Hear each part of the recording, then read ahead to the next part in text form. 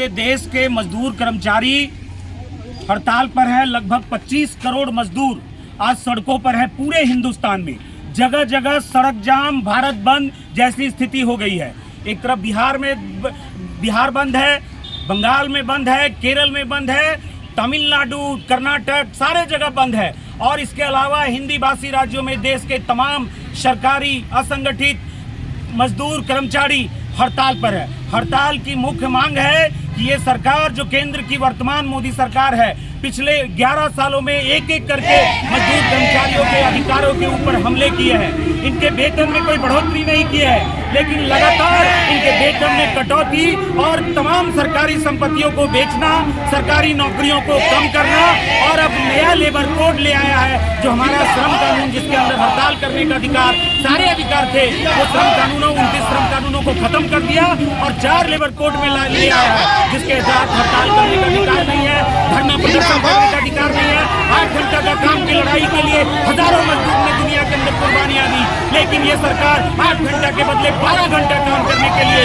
ये labour code के अंदर प्रावधान किया है। इसका मुख्य मकसद है अडानी, अंबानी, टाटा, बिरला के लिए जो है ये सरकार है। ये सरकार मजदूरों की सरकार नहीं है, ये सरकार कर्मचारियों की सरकार नहीं है, ये सरकार गरीबों की सरकार नहीं है, ये सरकार सिर्फ कॉर्पोरेट जगत की सरकार है। एयर इंडिया को बेच दिया, एयरपोर्ट को बेच दिया, रेलवे के आधा पार्ट को बेच दिया, बैंकों को जो है 19 बैंकों को इन्होंने जो है वो बेच दिया या मर्ज कर दिया, बीमा कंपनियों को जो है वो विदेशों के हाथों में जो है निवेश कर दिया।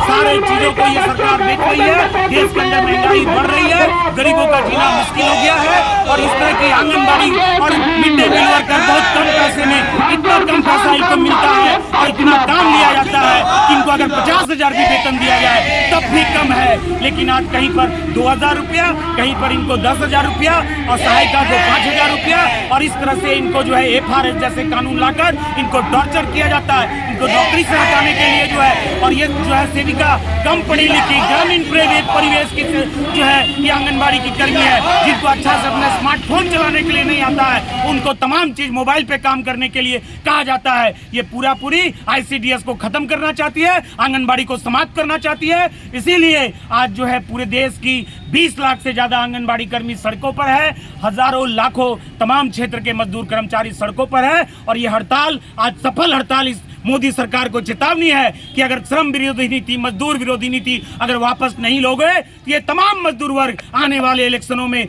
चाहे राज्यों का इलेक्शन हो, केंद्र का इलेक्शन हो, ये बीजेपी और मोदी सरकार को उखाड़ फेंकेगी। धन्यवाद।